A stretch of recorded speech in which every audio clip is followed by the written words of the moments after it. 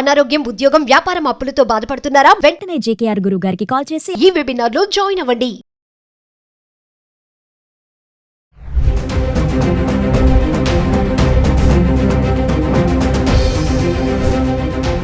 Hi hello నమస్తే, welcome back to Suman TV. ప్రస్తుతం మనతో పాటు ఉన్నారు consumer welfare committee chairman Mandadi Krishna Reddy గారు.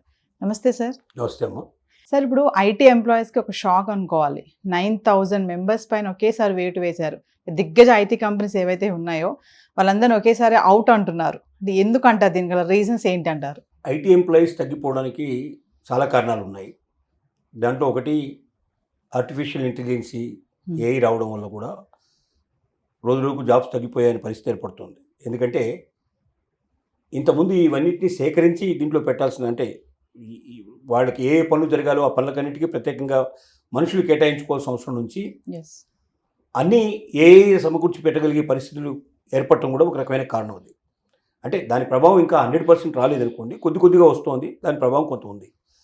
ముఖ్యంగా అమెరికన్ బేస్డ్ ఆర్గనైజేషన్స్ చాలా ఉన్నాయి. అంటే ప్రపంచంలో ఏ సంస్థ అయినా అమెరికా మీద ఎంతో కొంత డిపెండ్ అయ్యే పరిస్థితులు వాళ్ళు ఉన్నాయి. తప్ప ఎక్కువగా ఐటీ కంపెనీలు ఎక్కువగా అమెరికన్కి సంబంధించిన ఆర్గనైజేషన్స్కి ఎక్కువ హెల్ప్ చేస్తున్నాయి. అంటే వాళ్ళు ఇక్కడే ఉండి అక్కడ డేటా అంతా సేకరించి దాన్ని అంతా కూడా ఏ రకంగా కావాలో పనికొచ్చే పద్ధతి లోపల మళ్ళీ అదే కంపెనీలో పంపిస్తారు.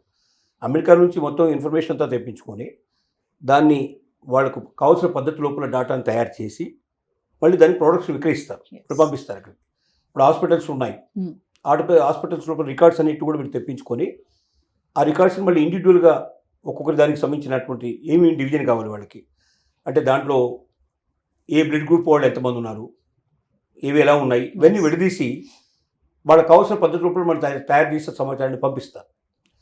అంటే కంపెనీ ఇక్కడే ఉంటుంది కానీ అమెరికాకు సర్వీసెస్ ఇస్తుంది. అలా ప్రతి దానికి అమెరికాలో ఉండేటువంటి ఆల్మోస్ట్ ఆల్ ప్రతి ఆర్గనైజేషన్కి ఇక్కడ నుంచి ఎక్కువ పోతాయి.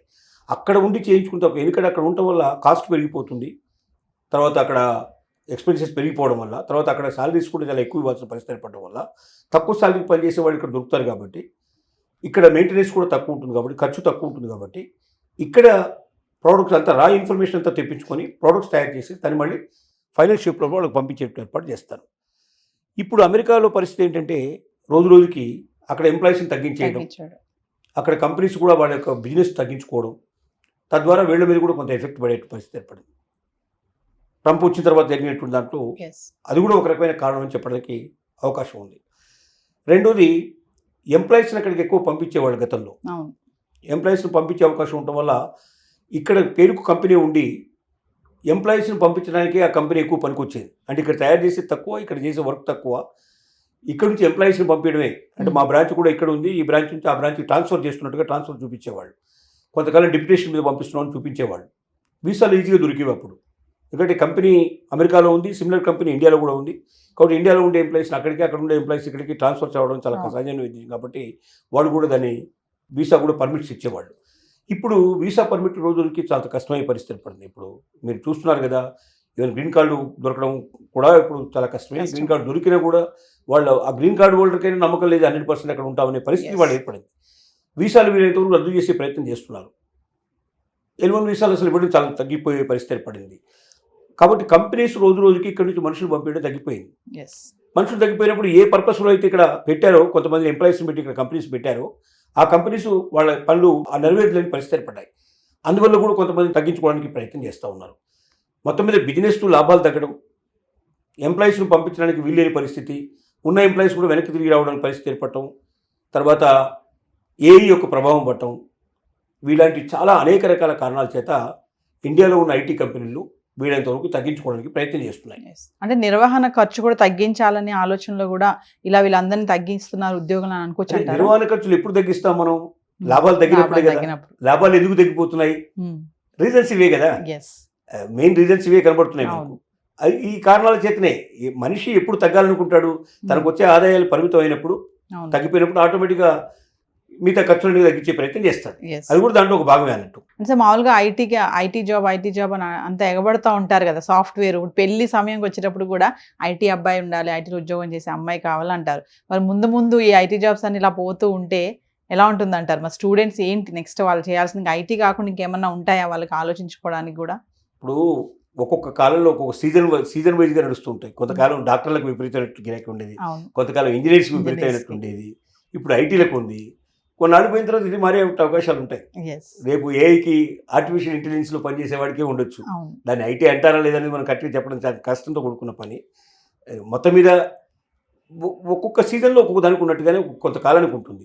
ఇది 100% ఎప్పటికీ జీవితాంతం ఇదే ఉంటుందని మనం చెప్పడం చాలా కష్టం. Yes. ఎప్పుడు దేనికి పెరుగుతుందో ఎప్పుడు తగ్గుతుందో అనేది ఆయా రంగాల లోపల ప్రజలకు కావాల్సినటువంటి సర్వీసెస్ అందడం కానీ ఆయా గవర్నమెంట్స్ ప్రోత్సాహక విధానాన్ని బట్టి కానీ ఉంటుంది.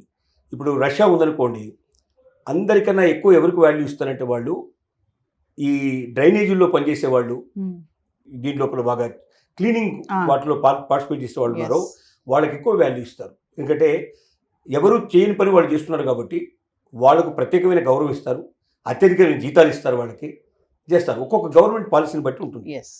సో అగ్రికల్చర్ బేస్గా బతికేటువంటి కొన్ని కంట్రీస్ ఉన్నాయి, వాళ్ళు అగ్రికల్చర్కి ఎక్కువ ప్రాముఖ్యత ఇస్తారు వాళ్ళు అక్కడ. Yes. మన కంట్రీలో ఇప్పుడు మిగతా దేశాలన్నింటిలో కూడా ఐటీకి ఎందుకు బాగా పెరిగిందంటే ఐటీలో ఎక్కువ సాలరీస్ వస్తాయి, ఐటీలో ఎక్కువ ఫెసిలిటీస్ వస్తాయి, ఐటీ ఉండడం వల్ల ఎక్కువ దేశాలు తిరిగే అవకాశాలు ఏర్పడతాయి. కాబట్టి ఐటీ అనేదాన్ని మినిమం 1 lakh సాలరీ అయితే గ్యారంటీగా మినిమం ఉంటుందనే బేస్ తోటి ఐటీ మీద క్రేజ్ పెంచుకుంటున్నారు. Yes. కానీ ఐటీ ఎక్కువ మంది ఐటీ వైపు మొగ్గినప్పుడు డిమాండ్ తగ్గిపోతుంది. డిమాండ్ తగ్గిపోయినప్పుడు ఆటోమేటిక్గా సాలరీస్ తగ్గిపోతాయి, Yes. ఫెసిలిటీస్ తగ్గిపోతాయి. కాబట్టి డిమాండ్ అండ్ సప్లై ఎక్కువైతే డిమాండ్ తగ్గిపోతుంది, డిమాండ్ ఎక్కువ ఉంటే సప్లై పెరగడానికి ప్రయత్నం జరుగుతుంది. ఇదంతా కూడా కామన్గా జరిగేటువంటి సో విషయం. ఏదేమైనా ఐటీ ఉద్యోగులు ఎప్పుడు ఉంటాయో ఎప్పుడు పోతాయో చెప్పలేనటువంటి పరిస్థితి. అది ఒక ఐటీకే కాదు, అన్నిటికీ వర్తిస్తుంది. వాస్తవంగా ఇవాళ ఉన్న క్రేజీ లోపల ఐటీని ఎక్కువగా మనం నమ్ముకుంటున్నాం కాబట్టి ఐటీ లోపల ఇప్పుడున్న అవకాశాలు మిగతా వాటిలో లేవు. కానీ ఈ అవకాశాలు ఎక్కువగా ఉంటాయని మనం చెప్పలేము. రోజు రోజుకి తగ్గిపోవడం ప్రారంభమైంది, ఒక రకంగా Yes. పతనావస్థ స్టార్ట్ అయింది. ఇది ఎక్కడి దాకా దారి తీస్తుందో ఎక్కడి దాకా వెళ్ళి స్టాండ్ అవుతుందో మనకు తెలియదు. ప్రస్తుత పరిస్థితి అది అన్నట్టు. Thank you sir.